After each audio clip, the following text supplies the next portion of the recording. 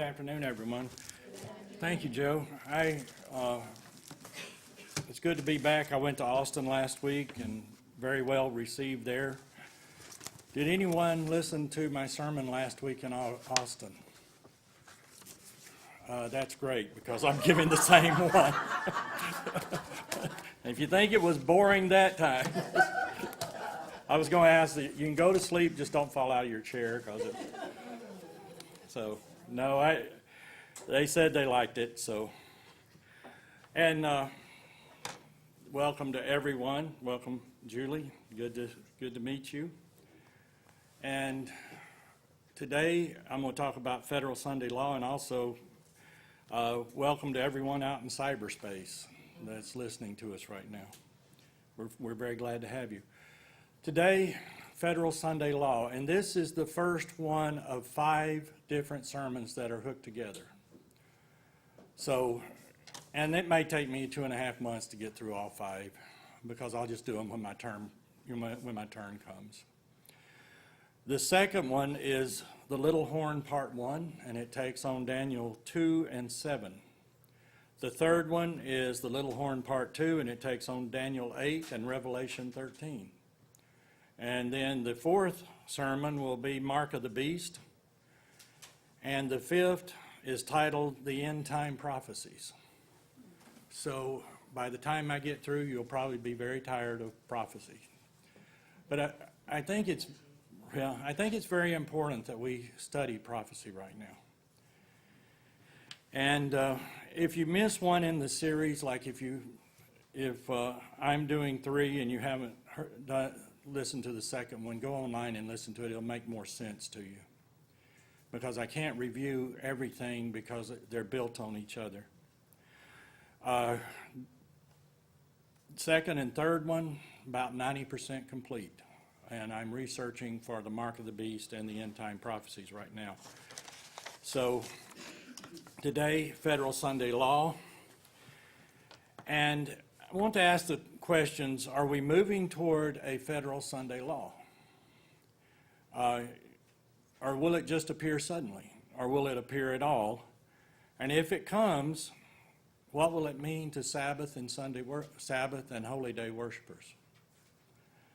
Now, these are the questions that a watch person would ask. And I had listened to Garner Ted Armstrong, and he's always saying we're doing the job of the watchman.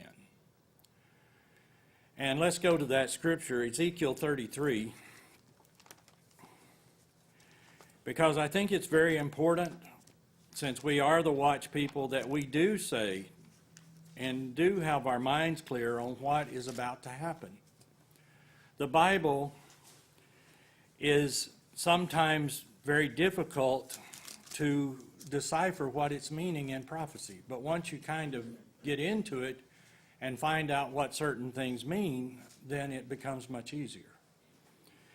So Ezekiel 33, and we'll begin with verse 1. It says, "Again the word of the Lord came to me, saying, Son of man, speak to the children of your people and say to them, when I bring the sword upon the land," which means armies and fighting and things like that, "and the people of the land take a man from their territory and make him their watchman, when he sees the sword coming upon the land, if he blows the trumpet and warns the people, then whoever hears the sound of the trumpet and does not take warning, if the sword comes and takes him away, his blood shall be upon his own head. He heard the sound of the trumpet, but did not take warning." So we're supposed to warn people. "His blood shall be upon himself, but he who takes warning will save his life. But if the watchman sees the sword coming and does not blow the trumpet, and the people are not warned, and the sword comes and takes any person from among them, he is taken away in his iniquity, but his blood I will require at the watchman's hand.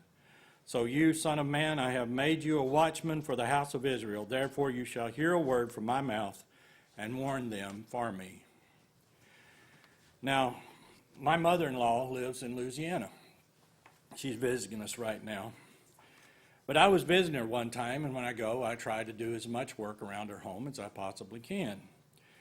So I went to a grocery and department store, I won't say which one, and I had different supplies and different things, and I was going, one thing was fix her automobile and things like that. But I was standing in line at checkout, and all of a sudden this woman, who was the clerk, or the one checking us out, she came clean around the thing, goes over to the man's basket, pulls out a bottle of whiskey, runs back with it, and says, "You can't buy this on Sunday." And I was like, okay, I'm glad I didn't put one in there, but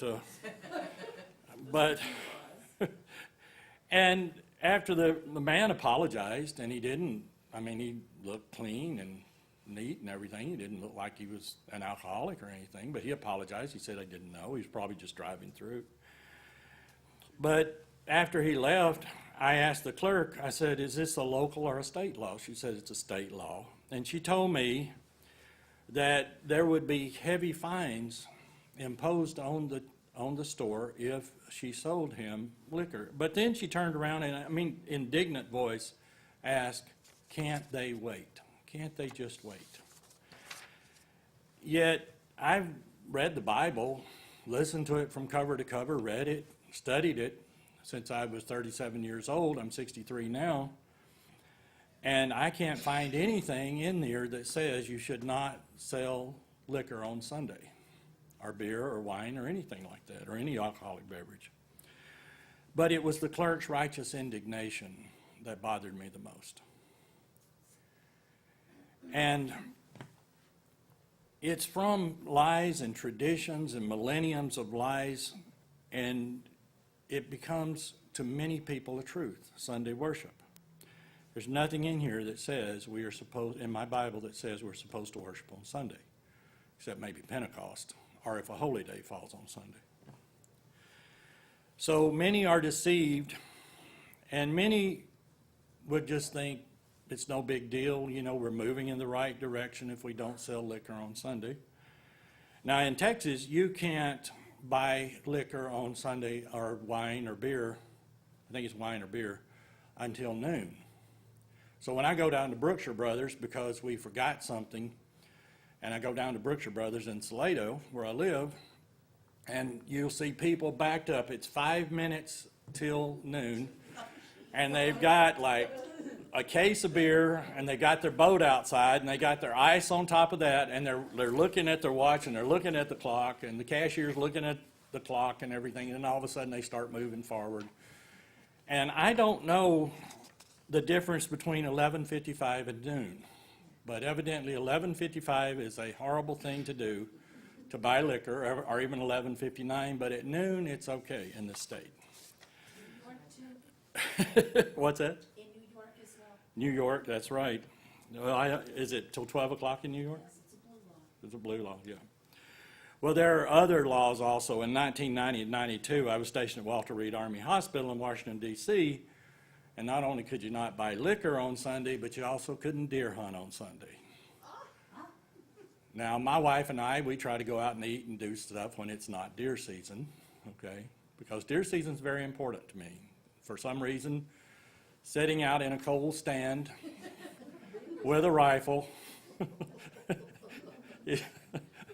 I took my wife deer hunting one time. She kept informing me like every 5 minutes, "There's no deers here. I don't see a single deer." I said, "Honey, you have to be quiet." She said, "But there's no deer here." And that's the only time she ever went hunting with me. But I deer hunt. But when I lived in Maryland, I was stationed in Washington, D.C. I was Walter Reed. And I couldn't deer hunt in Virginia, I couldn't deer hunt in Pennsylvania, and I couldn't deer hunt in Maryland on Sunday. Also, you can't hunt in Maine on Sunday. But anyway, those 3 states I couldn't hunt, and the only way I could deer hunt is to take leave, and getting leave is pretty tough sometimes. So I finally killed 1 deer in 2 years that I was stationed there. And really, it's more of a nuisance. But everybody could hunt on Saturday except me, and I couldn't hunt on Sunday, so, you know, I just had to take leave and do it. Now, we have a tremendous amount of crime in this country. We have children kidnapped. We have rapes, murders in the cruelest of ways, gang ruled by teenagers. We have thievery. But it seems like buying liquor on Sunday, it's very important that we don't do that. That stores should be fined, people should be arrested, that sort of thing. Well, Julie said they're blue laws, and that's what they're called, Sunday blue laws. And in many areas in this country, these laws are prevalent. Many states, and don't sell them short, they may just be some precursors to some horrors to come. Let's go to Matthew, the 24th chapter and 9th verse. Now remember, when you have religion and government mix, I don't know of a single case in history where there was not persecution. And I have been in the torture chamber in Germany, and let me tell you, it's the stuff nightmares are made out of, just seeing what they could torture you with. And a lot of that was because people were not doing what they were supposed to be doing according to the Catholic Church. So, but it says in the 24th chapter of Matthew, the 9th verse, it says, "Then you will be handed over to be persecuted and put to death, and you will be hated by all nations because of me. At that time many will turn away from the faith and will betray and hate each other, and many false prophets will appear and deceive many people. Because of the increase of wickedness, the love of most will grow cold. But the one who stands firm till the end will be saved.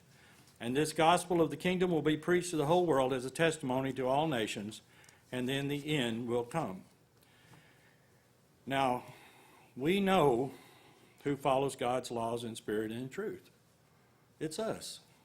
And we know that at some time, because we do that, if we live long enough, we will be persecuted for it. Now, they'll turn you over to be executed. Who would they turn you over to? It would have to be the authorities. It would have to be the police. And it would have to be probably your neighbors. It may even be a family member. Because they're doing God a favor by killing you or by torturing you. So there would have to be laws that are federal, and that's the reason why I said federal instead of national Sunday laws. And if they are broken, then there are consequences. So who will hand you over to be killed? It will be those people who know you. You're not doing what is good for the country. Now, we speak as Christ our King. We say that Christ is our King, then we should do what we are, we should follow his laws. We are part of his bride. We should follow his laws. But we will be thought of as horrible as rapists or murderers. I remember a lady one time, Lieutenant Colonel that I served under, and I was out in the field, and I went in and talked to the chaplain. I said, "Look, I worship on Saturday. Can we just have some Bible reading and some prayer and stuff?" So I'm sitting in his tent. She came looking for me, and she was so displeased that I was worshiping on the Sabbath. They're out there, folks. They're out there. So, teaching and following God's laws to include the fourth commandment, which says, "Remember the Sabbath day to keep it holy," and it goes on and explains it, will be equal to murder, possibly, in the future. Let's go to John 16:2.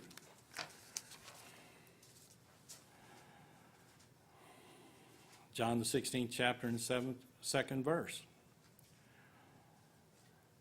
And it says, and the word synagogue here was used on purpose, because synagogue means you're worshiping on the Sabbath. That's what they did in the synagogue. It doesn't say church for that reason. God's word is very precise. It says, "They will put you out of the synagogue. In fact, the time is coming when anyone who kills you will think they are offering a service to God." Why did he put synagogue here? That says in the future to us, those who are doing the Sabbath. We are doing the Sabbath right now. So at some time, according to this verse, they will come into this church, if it's still standing, and take us out and arrest us and say they're doing God a favor. And when I think of the righteous indignation of that clerk or that lieutenant colonel, I can see why those people who think worshiping or drinking or whatever on Sunday or hunting dishonors God when there's nothing in this book that says anything about it. Now, I use the word federal instead of national Sunday law, and I have a book here that I recommend you. There was a group that would give it to you free. Now you can go on Amazon, you can buy it for a penny. It's called National Sunday Law. It'll cost you $4 to get it, but a penny, a penny to buy it. So it's called National Sunday Law. It is a very good book. It is put out by the Seventh-day Adventists, by the way. Another good book, if you can find it, it's free. Mine is so marked up, it's unbelievable. It's called The Mark of the Beast. It's by the Garner Ted Armstrong Association. And there may be one back there even. I may have a couple of extras if anybody wants one. And National Sunday Law. And it's by A. Jan Marcuson. National Sunday Law. And I recommend it. It's got some errors in it because it says Christ died on a Friday and was resurrected on a Sunday. The Seventh-day Adventist Church believes that. I don't. I know he died on a Wednesday and was resurrected on a Sabbath evening. But that's another story. You can, if you go on that site though, it says free, it'll say it's out of stock. So just buy it from Amazon for 1 cent. And then pay $4 and something to get it to you. Okay. And the reason why I say federal instead of national Sunday law, and I can do that by definition. Nation or national means a state, historically developed community, or people with a territory, economic life, culture, and language in common, are the people of a territory united under a single government or country. But if you go to the Old Testament, nation meant those who were derived from one man. If you go, Jacob became Israel. You had the country of Israel long before they were ever in the land of Israel. They were 400 years in Egypt as Israelites before they ever were in the Canaan land, and which became Israel. So, and look at the definition of federal. It says, of or formed by a compact, specifically designation or of a union of states, groups, and this is the reason why I say federal, in which each member subordinates its power to a central authority. So it subordinates its power to a central authority in common affairs. So our states subordinate. No state law can override a federal law here. So if we have a federal Sunday law, no state can override that federal Sunday law. And it would probably go more than you can't buy or sell a car on Sunday, which I think is Illinois, you can't do that. But the federal government, we have to subordinate ourselves to the federal law. And it is dictated to us by the federal law. So the woman in the grocery store and the corporation that she works for and all other law-abiding citizens in the state of Louisiana had to subordinate themselves to the state. But if there's a federal Sunday law, they would have to subordinate themselves to the federal, even if the federal went one step farther and said, not only can you not work on Sunday, but you must also attend church on Sunday or attend religious services on Sunday. And many of them believe they're doing the absolute will of God. Now, in National Sunday Law on page 54 and 55, there's a guy named Tony there, and it's a little thing, but it talks about this reporter who's asking Tony questions, and he says, would you die rather than worship on Sunday? And Tony said yes. Now, I don't know if I would do that yet or not. I pray that I would have strength to do that. But as Ray said one time, they haven't taken a ball-peen hammer to my knees yet. So, that might change my mind, but I pray that I would have strength. Now, I've got an old book here called Daily Bible Readings for the Home. It's split into pages are missing and everything else. It cost $0.25 at a yard sale. A friend of mine bought it for me for $0.25 and gave it to me. And I finally did find another old book that's hardcover. But this is kind of basic stuff in history. And by the way, the Little Horn Part 2 does a lot of history. But I'll hand you out handouts so that you don't have to worry about taking notes. But I want to read on page 423 of Daily Bible Readings for the Home, and it talks about Constantine the Great, who first enjoined Sunday keeping by law. It says that the Sunday was in the beginning not looked on as a day of bodily repose, nor was an analogy drawn between the Jewish Sabbath and the Christian Sunday, except as days of worship. The keeping of the Sunday rest arose from the custom of the people and the constitution of the church. Tertullian was probably the first to refer to a cessation of worldly affairs on the Sunday. The Council of Laodicea issued the first conciliary legislation for that day. Constantine I issued the first civil legislation. St. Martin of Braga was probably the first to use the term servile work in the present theological sense. And that's from Vincent J. Kelly, Forbidden Sunday and Feast Day Occupations, page 203.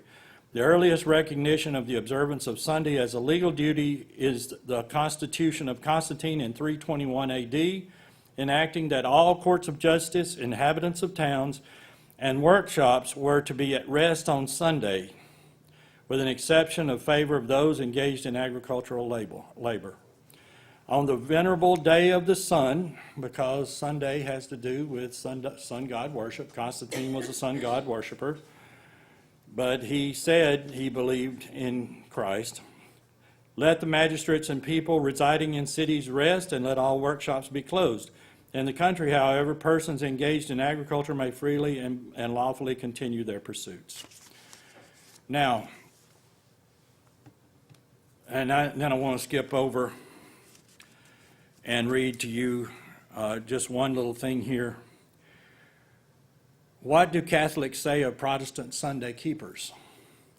For ages, all Christian nations looked to the Catholic Church, and as we have seen, the various states enforced by law her observances as to worship and cessation of labor on Sunday. Protestantism is discarding the authority of the Church, has no good reason for its Sunday theory, and ought logically to keep Saturday as the Sabbath. And they go on to say that Sunday is a Catholic day and was brought about by the Church, and that the Pope has the right to change, but that the Protestants, if they're following the Bible, they have no right to follow their day, because the Bible clearly says that the Sabbath is the seventh day.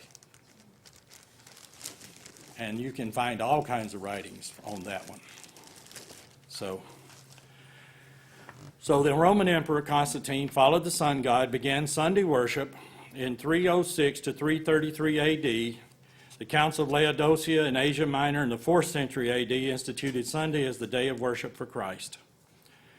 Now, I want to read to you from an article called Petitioning U.S. House of Representatives and two others. And this is from 1961, our country, okay? And this person is writing to the United States Supreme Court an argument to repeal the 1961 U.S. Supreme Court decision upholding Sunday laws. So what started in 321 by Constantine is still going on today, okay? Eternal Gospel Ministry, West Beach, Florida. Sunday laws were originally founded and instituted to force people to go to church on Sunday. Emperor Constantine, who wrote the first Sunday law in 321 AD, made Sunday the official day of rest for the Roman Empire. This law caused church attendance to explode and was meant to benefit the Christian church. Dr. Samuel Peters, a Protestant descendant and graduate from Yale University, wrote about the origin of the old Sunday laws in the early 1630s colonial America in his historical book called A General History of Connecticut, 1781. He explains what was the ultimate objectives of these Sunday laws on page 220. The law prescribes whipping, stocks, and fines for such as do not attend public work on the Sabbath. Do not attend public worship on the Sabbath. And remember I said it may go farther. It may say you have to attend, and this was back in 1630s. This is the origin of Sunday laws. They are meant to encourage people to attend church on Sunday. As long as these decisions go unchallenged, they will remain being the law of the land and can be used at any time by any state or by a national act to discriminate against religious minorities in the future. It's time to ask our lawmakers to repeal these measures once and for all. Who is actually pushing for Sunday laws? There are several religious and secular groups who are working to restore Sunday as the national day of rest. There was also a worker, and this went to the Supreme Court too, Trans World Airlines, and he wanted his Sabbaths off. And it went to the Supreme Court finally, and the Supreme Court said it would work a hardship on TWA. Now we have Sunday blue laws in 28 of 50 states. Plus, there are Sunday blue laws in the District of Columbia. They have all kinds of laws, but they would not allow a person to take Sabbath off because it would work a hardship. So, the study of history renders the conclusion that Sabbath worship was slowly changed to Sunday worship by most Christian churches and was done by tradition, and these are my words. So, and Constantine, according to many, was a sun god worshiper. I want to talk a little bit about beliefs and Sunday laws. Now, Sunday blue laws are different in many local and state, many local governments and states in this country. The penalties vary considerably. It goes from state to state. But 28 of 50 states, as I said, including Texas, have Sunday blue laws. Now they change over time. Sometimes they go away, sometimes they come back. But right now, as far as I know, 28 of 50 states, plus the District of Columbia. So Washington, D.C. has Sunday blue laws. And most of the time it's about drinking alcohol or hunting or both, and sometimes it's about selling cars and things like that. Now think about it. If you were raised a Sunday worshiper and you see all of this crime and you see all of these problems, and you know, one person told me as a Sunday worshiper, he says, I follow that good old time religion. Well, I don't know where it's from.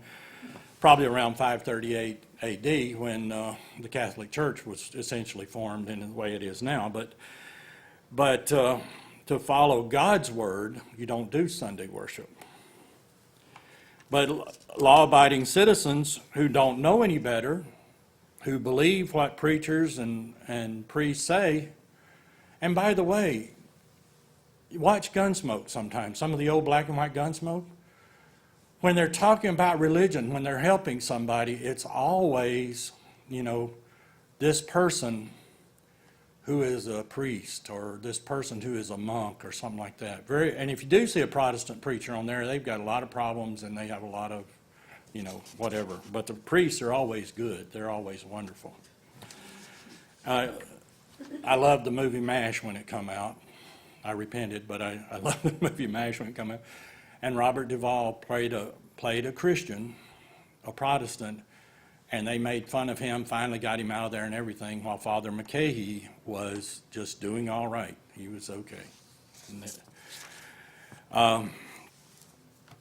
But that woman in that grocery store, department store, man, she was doing God a favor. Can't they wait? I pulled whiskey out of his thing today, you know, out of his cart, and kept a person from drinking whiskey on Sunday. So I was talking to my friend Anthony's daughter and wrote her a letter of recommendation and everything, but we were just talking one time, and that Trans World Airlines versus Hardison, that's from June the 16th, 1997. It was argued before the the Supreme Court March 30th, 1977, and was decided June the 16th, 1977. And the exact words, I pulled up the case, and the exact words were, TWA itself cannot be faulted for having failed to work out a shift or job swap for the respondent. It would work a hardship on them to let a person off on the Sabbath. And you can actually go through and read the case.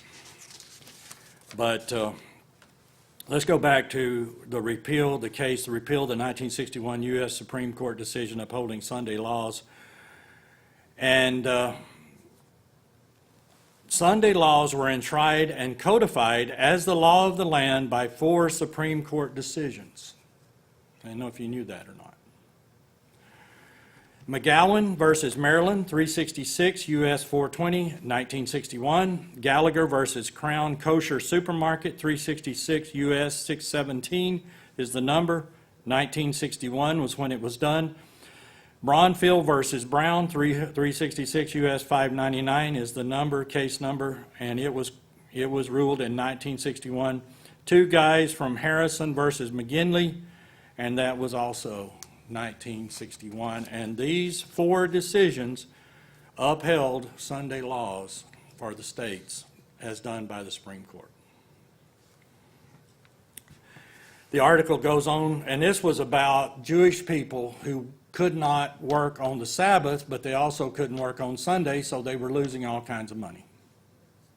So they wanted to work on Sunday, and they was told they could not do that. What they used was the Civil Rights Act of 1964 to fight this, and it didn't stand. Now, there are organized religions and groups in this country right now who are going for a federal Sunday law, thinking they are doing God a favor. So the petition was repealed, and the Supreme Court decision upheld Sunday laws. I want to go through 7 groups that are going for national or federal Sunday laws right now. Protestant churches, of course. The Protestant churches have led a militant-style campaign to preserve Sunday as the day of rest and worship since the very founding of our nation. Israel. Just recently, Israel has made a remarkable change with regards to work-free days of rest. They are pushing for Sunday closing laws, and at the same time relaxing the laws that require all stores to be closed on the Sabbath, the 7th day. Secular governments. Many governments have Sunday restrictions. France, England, Croatia, Germany, Australia, Canada, and even the United States have some form of Sunday restrictions, some more stringent than others. Now, when I went to Germany, I fell in love with this bread. I also fell in love with their chocolate, which I didn't eat either one, but their bread is called brochen. You can live on that. That is a very intensely fortified bread. And I just loved it. But if you didn't buy it, in my case on Friday, you weren't going to have it on Sunday morning because you couldn't find it. They had everything closed. And where you would see all kinds of cars and all of this and all that, I walked through a town, there was one Mercedes parked in that whole town. So they believe in closing things on Sunday. Now you go out to the woods, and their woods are manicured, almost like parks, and you see all kinds of people doing Volks marches. So they'll go out and walk on Sunday, but you're not going to buy anything. If you don't have it, or unless somebody gives it to you, you're just not going to eat it. And it's France, England, Croatia, Germany, Australia, Canada, and then of course the United States. We talked about the different states. Labor unions.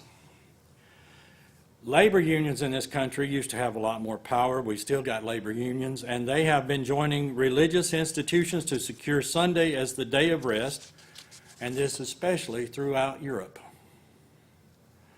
In fact, trade unions in Europe are members of the European Sunday Alliance. Did you know there was such a thing, a European Sunday Alliance? An organization committed to enforcing Sunday as the day of rest throughout Europe. Here in America, labor unions have also been working to keep Sundays work-free. The next one you guess, Roman Catholics, of course. Pope Francis is an ardent proponent of Sunday sacredness. He is pushing for Sunday rest for both the religious community and for the secular public. The Catholic Church was responsible for the recent closing of all stores on Sunday in Germany. Temperance and social groups. There are many organizations such as the Lord's Day Alliance, KeepSundaySpecial.org, and Save Our Sundays that are advocating for keeping Sunday sacred and work-free. Number 7, the media. You ever notice, I love Fox News, but I mean, it's Christmas, it's Easter, it's Sunday worship. Sunday's a special day. Every week, there are more and more daily newspaper editorials and magazine publications that are calling for a return to the old Sunday laws. We document these new drives by the media in our publication, The Eternal Gospel Herald, at www.eternalgospel.com. Now, this is all part of the argument sent forth to the U.S. Supreme Court. And it ends up saying these are the forces that will not stop working until there are stricter enforcements of the current existing Sunday laws. In places where Sunday laws are present, stricter calls are made to increase them. In places where Sunday laws are non-existent, calls to return to Sunday keeping are pushed. And remember, I don't think it's ever been in history, it may have been, but anybody who breaks a federal law, and I'm talking about in any country, concerning religion, when religion and governments combined, there will be persecution. I don't know of a case where it doesn't happen. Now, who is your worst enemy? Is it Buddhism? I don't think so. Is it Hinduism? And Julie says Catholicism. That's who I think it is. Could it be Islam? I've heard a lot of talk about Islam being our worst enemy. And it probably is right now, but there is a Frankenstein monster, as Garnet Ted Armstrong used to say, and it is asleep, and when it awakens, it will be the most horrible thing that ever came about. This church predicted a 10-state, and we'll get into that in the next sermons, how it comes about and all that, a 10-state European Union that will be the horror of the earth. And we'll get into why in the next 4 sermons. And as I can't cover everything right now. But what I want to ask is there any other religion on earth that is a spiritual prostitute concerning Christ? Is there any other religion on earth? Is Buddhism a religious prostitute concerning Christ? Does she commit adultery? Usually in the Bible, when you see a woman is a church. When you see it says beast in Revelation, or in Daniel, a beast is a government. Okay, when you see a horn is a nation. It's a group of people. Or it's one person. And we'll get into that in the future. Let's go to Revelation 17, 1 through 8.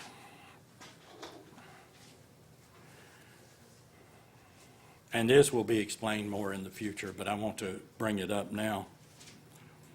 And this is the scarlet woman and the scarlet beast. And by the way, postage stamps in Europe, you can buy one that has a woman dressed in purple and scarlet riding a beast with a golden cup in her hand.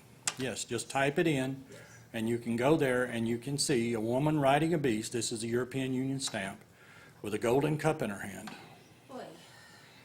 Okay. It says, then one of the 7 angels who had the 7 bowls came and talked to me, saying to me, come, I will show you the judgment of the great harlot, who sits on many waters, and waters means people, with whom kings, and that means governments of the earth, committed fornication, and the inhabitants of the earth were made drunk with the wine of her fornication. Now let's look at this. First of all, she is not a good woman. Therefore, she is not a good church. When we read about the woman who's got the moon above her head and the 12 stars which stand for the 12 apostles, and she's clothed in the sun, which means purity. That is Christ Church. When we look at the harlot, that's a very bad church. Okay. So first of all, it says she's a harlot. She commits spiritual adultery. All right. How does she do that? Well, she has every pagan symbol, every pagan god she can put into her repertoire, and then she turns around and gives Christ the characteristics of the sun god Tammuz. So that's spiritual adultery. When you go to all of these pagan things, that's spiritual adultery. So she's a spiritual harlot. She sets on many people. There are many people throughout this whole world. When I was in Korea, they had a Catholic church right near where I was stationed. There are Catholic churches everywhere. And she's over the whole earth. Now, when I went to Germany, Catholics were probably the majority of that country. I'd have to look it up. I think they were at one time. And she is drunk with the wine of her fornication, and she has committed fornication with many kings of the earth. Means that she's very political. She's a very political church. So what happened in 1964? 1960. Oh, when did John F. Kennedy become president? 60, okay. He was killed in 64, right? 63, okay. 1960, our first Catholic president was elected to office. So, and it says, so he carried me away in the spirit into the wilderness. John's not left on the Isle of Patmos, at least not in spirit, to see this. He was taken into the wilderness. And the wilderness, it could mean that he's talking about today. And I saw a woman sitting on a scarlet beast, which was full of names of blasphemy, having 7 heads and 10 horns. And the woman was arrayed in purple and scarlet and adorned with a gold and precious stones and pearls, which means it's a very rich church. It means also that they praise silver and gold. I was watching Cheyenne the other night. I watch a lot of old westerns because I just like them. And this guy was hunting the treasure of San Madre or something like that. And when they found it, it was this guy following them, and he didn't know he was a priest. But when they found him, it was this cross that was gold, and it was a huge thing, and it was laden with precious stones. And they had to give it back to the priest so that he could take it back to the church, because it was a treasure of the church. And the really bad man tried to take it, and he ended up getting killed, but Cheyenne gave it to him, so Cheyenne was the hero, so he could get it back to the people. I don't know what I would have done with it. But we could all go out to eat today, and I would buy it probably. So, and a cup full of abominations and the filthiness of her fornication. All of this money, all of these things that she has done throughout this time. And if you read the Roberto series, which I read a long time ago, the Roberto series, the filthiness of her fornication and golden cup full of abominations, it talked about that underneath the Vatican is a huge library that's like the spokes of a wheel. And I read that years ago. And supposedly these priests, when they would talk, when somebody go into the confessional like a queen or a king, they were writing it down and mailing it to Rome. And they were putting it under the Vatican and keeping it. And that's where all those records are that go back to who knows what, probably 600 AD or earlier. And they were keeping, that's how they were over many nations. Now, if you think about a woman on a beast, she probably has something like a bridle, and she's probably moving that beast where she wants it to go. And that's the way they would do that. Now, I try to stay away from such things, but there was a movie came out called Angels and Demons. And I was talking to Frank, and Frank said, Nick, you should go. And I said, I don't really want to go. He said, no, you should go. Well, I took my wife. It turned out to be one of the best things I ever did. Because I had told my wife ever since we were married about Christmas, about the Vatican and all that. Guess what? It was all in there. Wow. It was all in there. And when they said Christmas was in reverence to the sun god and all that, she got very upset. She asked me why people do it. I said, it's about money. It's that sort of thing. But on her forehead a name was written, Mystery, Babylon the Great, the mother of harlots and the abominations of the earth. Abomination, there's really no word in English for abomination. It means a most horrible, horrible thing. And then it says in verse 6, I saw the woman drunk with the blood of the saints and with the blood of the martyrs of Jesus, and I saw her, I marveled with great amazement. All you got to do is go get a Fox's Book of Martyrs, or some of the people who have written. I think there's a book called Here I Stand. I can't remember who it's by. But you can go to the library and read some of these books about what the Catholic Church has done. And one person said that about 90 to 150 million people were killed by the Catholic Church, have been killed by them. You can read about such things as the Spanish Inquisition, where they killed the Waldenses. There are many, many sources. And I saw her, I marveled with great amazement, that she is drunk with the blood of the martyrs of Jesus Christ. And here, then he tells us the meaning. In verse 7 it says, But the angel said to me, Why did you marvel? I will tell you the mystery of the woman on the beast that carries her, which has 7 heads and 10 horns. The beast that you saw was, is not, and will ascend out of the bottomless pit and go to perdition. And we'll get into that sentence later. That's going to take about 15, 20 minutes to explain. And those who dwell on the earth will marvel, whose names are not written in the book of life from the foundation of the world, when they see the beast that was and is not and yet is. Your name is either written in the Lamb's book of life or it's not. You know, God doesn't do any gray work. It's either black or white. It's either all the way or it's nothing. So, how do you get your name written in the Lamb's book of life? You follow Christ in spirit and in truth, and you follow his commandments. Christ says, if you love me, keep my commandments. Now, who is a spiritual prostitute who says they love Christ, that they are married to Christ, that Christ is their husband, and yet they go out and do everything in the world they can with pagan gods and goddesses? It's the Catholic Church. The Mother Mary is Venus. They have tried to turn Christ into Tammuz. The Heavenly Father is Zeus. You can go back, read the 2 Babylons by Alexander Hislop, and you will find everything that I'm talking about is true. They have infiltrated paganism into every part of the world. And one place in Mexico, they have the winged snake, Quetzalcoatl, I think is his name. I may be a little wrong on that, but it's the snake that curls up and it's got a bowl on top, and they baptize their babies in that for the Catholic Church.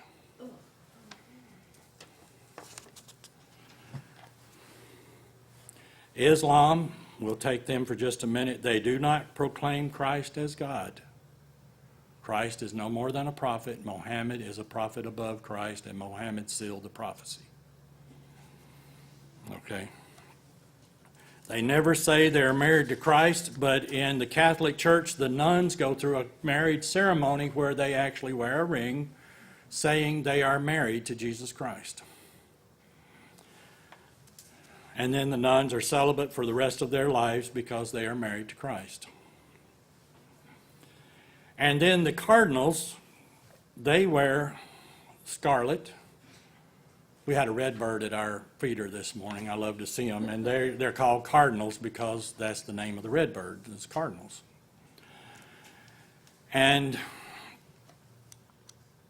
go back and read about what the conquistadors of Spain, who conquered the Aztecs, actually they didn't. It was disease and stuff that finally destroyed the Aztecs. But they did it for gold, for God, gold, and glory. And does the Catholic Church praise gold and riches? You betcha. But when we hear Protestants who do Sunday worship in reverence to the sun god, they have pagan symbols as crosses on their, on their bodies. They have phallic symbols on their churches. And you ask them why they wear a cross, and they'll say, I love Jesus. Well, that's another story, but he wasn't killed on a cross. He was killed on a stake. The cross came into the Christian religion in 300 and something AD under the reign of Constantine, who brought it in. And it stood for Tammuz, sun god worship. If Christ is my king, I'm going to do what he says. If Christ is not my king, then I'm going to make up a bunch of stuff and not do what he says. Now, if I love Christ, I'm not even going to passively worship another god. And I did that once. When I went to Singapore, I wanted to see it. They had a statue in there of this Buddha, and her thumb was as big as my waist. I've got a picture of it at home. Her thumb was as big, now that was my waist then. Okay? Yeah, I'm probably 2 thumbs now, but back then, it was the size of my waist, okay? Because I ran and everything. By the way, my wife has a picture of me when I was a runner on the dresser, and my waist was about this big around, and my legs were about this big around. And I'm like, honey, it's not coming back. So she took me out to look at an exercise place the other day. There's still hope. So there is a great prostitute, says she loves Christ, and she's in bed with every pagan god that can be known. And then she renames the saints to equal or to be those pagan gods. Islam just simply kills people who do not believe like them. But they do not claim Christ as their husband.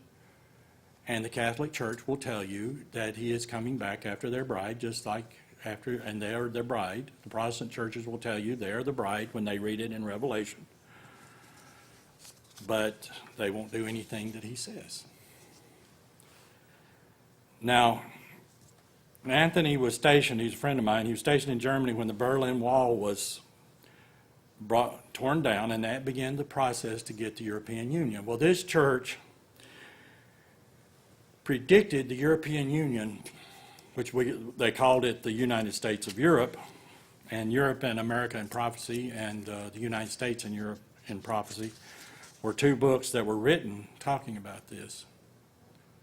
And I remember when I was stationed in Louisiana in the 90s, listening to the radio, and they're saying that they were forming the European Union, and they couldn't have nickel in their coins because a lot of the Swedish women were allergic to nickel. It hadn't formed yet. So, now,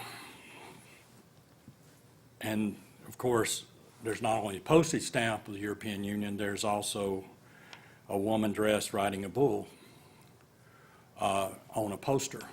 And the bull is what they're riding. And the bull a lot of times stands for money. So how was the European Union formed? Napoleon tried to do it. He failed. And there were others who tried to unite Europe. Hitler tried to do it, and he failed. How was it done economically? It was done by money. That's the way and now we have the euro dollar.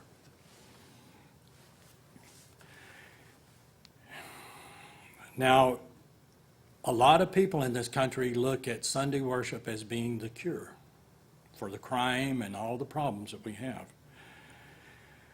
But when you worship the sun god demands blood, demands sacrifice. So we have millions of abortions every year.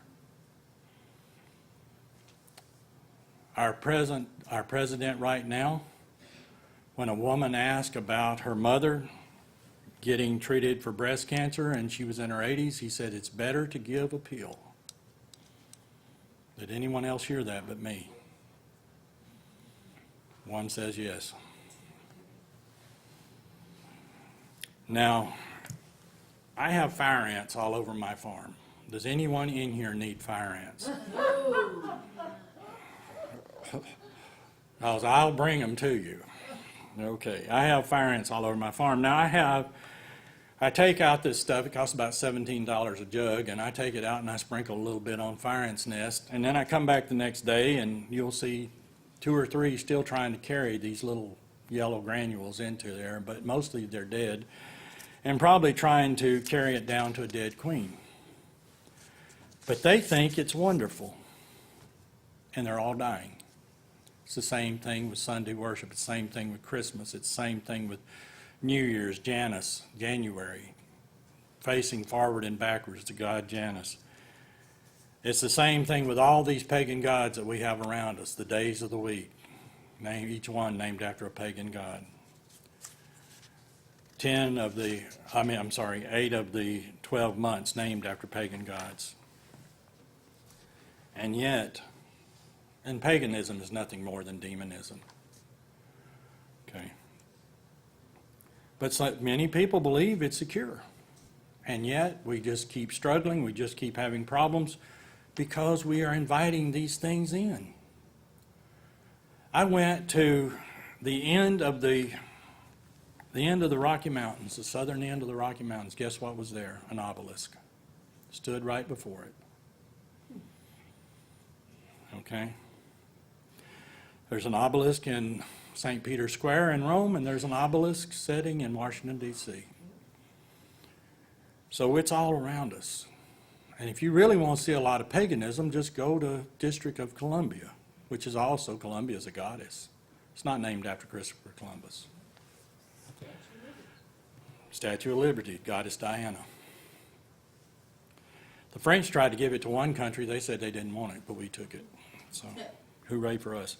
Anyway, list of states: Arizona, Arkansas, Colorado, Connecticut, Delaware, District of Columbia, I've already said, Florida, Georgia, Illinois, Indiana, Maine, Massachusetts, Michigan, Minnesota, Mississippi, Missouri, New Jersey, New Mexico, New York, North Carolina, North Dakota, Oklahoma, Pennsylvania, and Texas all have Sunday blue laws. Texas is about alcoholic beverages, beer, wine, liquor, and then, of course, there's Utah, Virginia. And Virginia, you can't hunt on Sunday, as I said. And then Washington State, West Virginia, and Wisconsin. All of those states have Sunday blue laws. Did you know the majority of our states had Sunday blue laws? And we only have 50 states. I'll just pick 3 states right quick. Colorado, you can't sell your vehicle on Sunday. Washington, D.C., District of Columbia, allows private retailers to sell distilled spirits, but the District of Columbia requires Class A retailers to be closed on Sundays, and that includes grocery stores that sell beer and wine. However, in December 2012, the council voted to repeal the Sunday restriction, and it took effect May 1st, 2013, but don't worry, it may be back.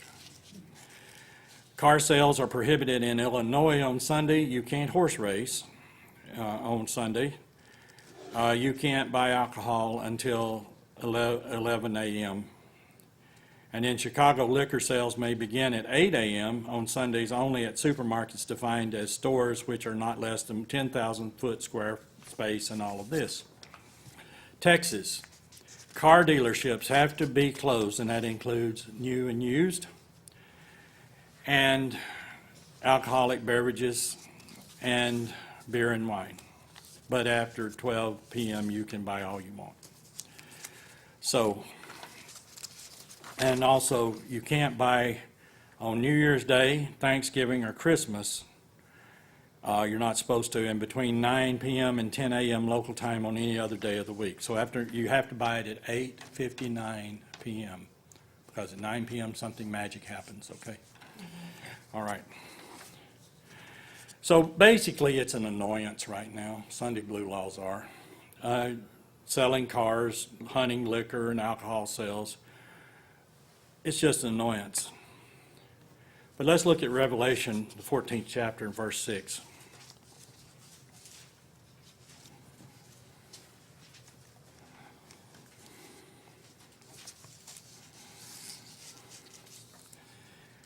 And these are the three angels. It says, "Then I saw another angel flying in midair, and he had the eternal gospel to proclaim to those who live on the earth, to every nation, tribe, language, and people. He said in a loud voice, 'Fear God and give him glory, because the hour of his judgment is come.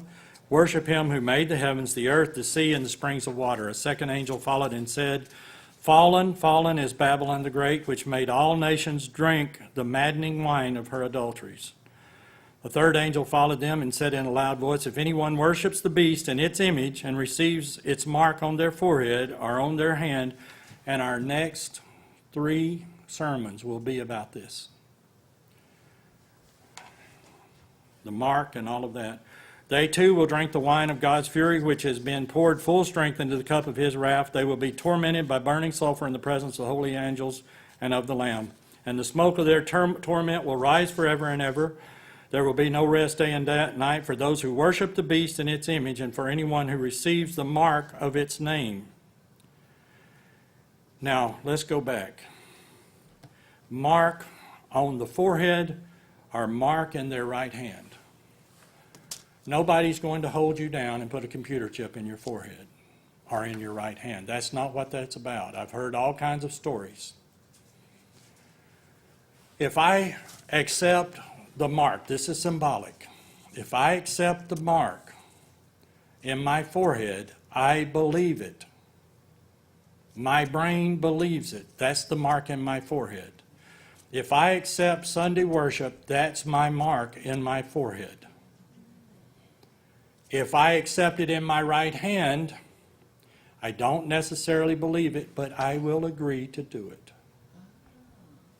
That makes sense. So, when my grandfather, who was born in 1902, when he shook your hand, it was a contract. It was going to happen, or else he was going to die trying, because that's the kind of man he was. The next day he might not agree with what he did, but he would still do it because he agreed to it. Now, if he believed it, it was definitely going to happen because he believed it and he agreed to it. But even if he just agreed to it, he would still do it. You don't have to, if they say you have to do Sunday worship, you may not believe it, but you can go to church. You can sit there, you can get your little ticket stamped, and then you're okay. So you either believe it or you agree to it or both. And that's what sign in the forehand or in the right hand means. And it's symbolic.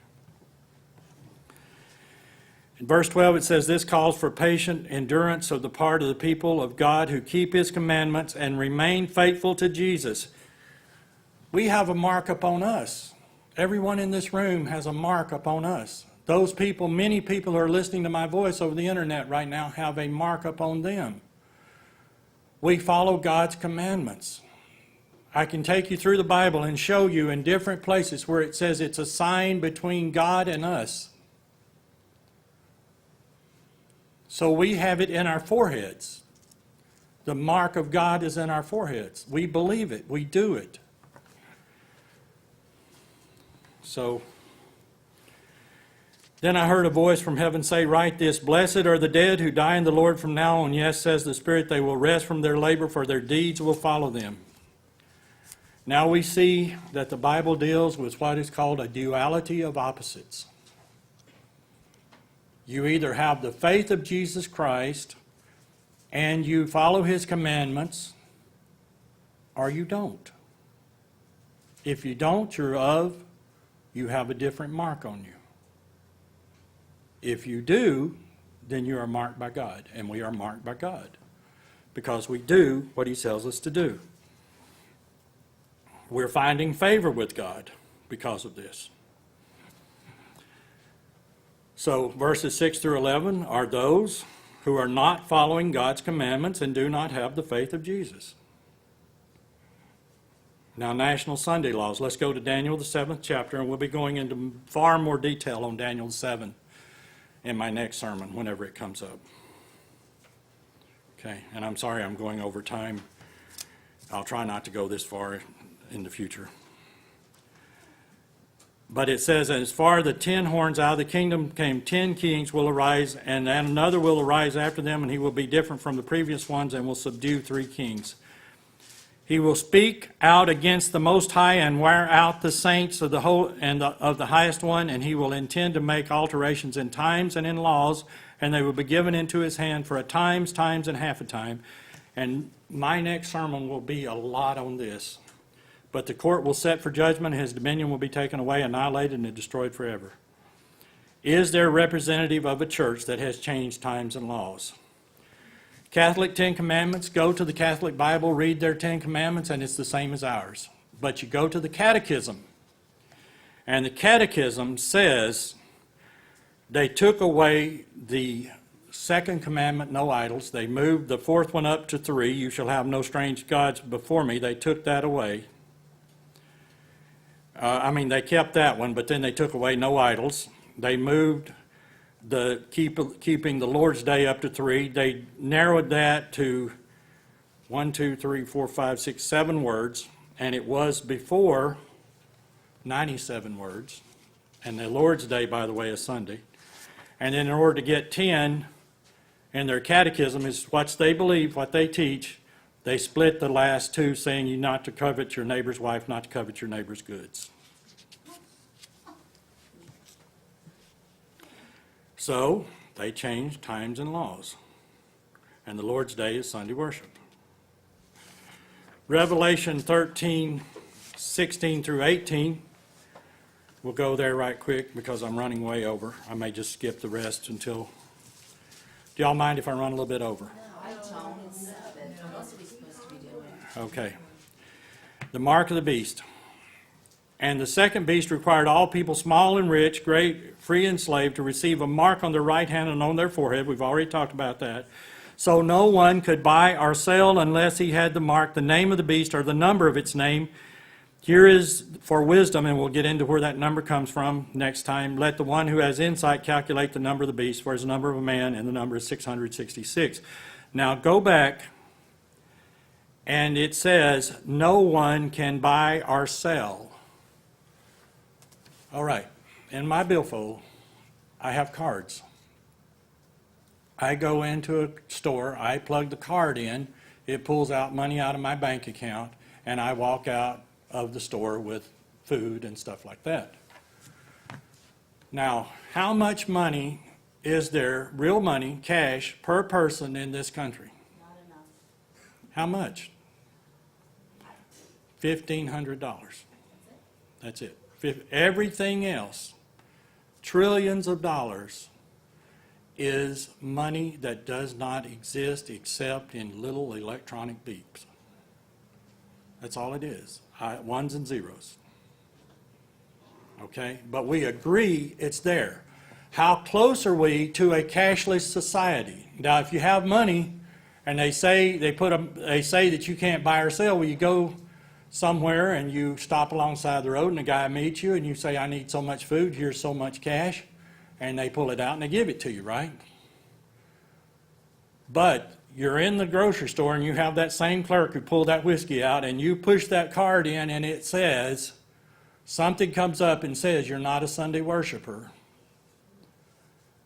And there's no cash because they made it a cashless society, and if they catch you bartering, you go to jail. If they catch you trying to buy something with gold or silver, you go to jail if they catch you. And they call it the black market. Now, you can't buy or sell. Now, you can't go down and pay your taxes on your house, so your house is gone, even if it's paid off. See, that's how that works. You have no home, you can't buy groceries, you can't buy anything. You can't buy or sell unless you have Sunday worship on you.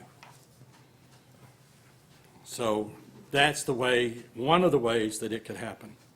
So the mark of the beast is Sunday worship. It's no more complicated than that. Now, I've got another article that talks about Easter, and that Easter is, every Sunday is just a little Easter.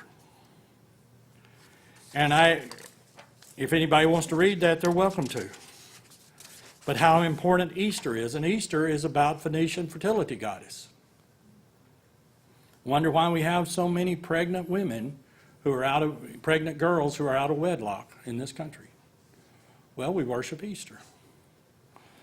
Easter is about idols. The second commandment was taken out of the Catholic Bible because it describes Sunday worship as a little Easter, a change from the seventh-day Sabbath to the Lord's Day or Sunday worship.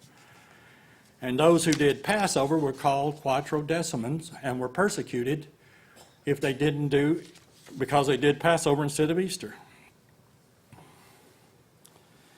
So let me start concluding this. Remember, and we can go to John 16:2, but you don't have to go there. We just read a similar thing. It said, they will put you out of the synagogues. In fact, the time is coming when anyone who kills you will think he is offering the service to God. All of the people that were killed by the Catholic Church down through the ages, they thought they were doing a service to God when they killed them.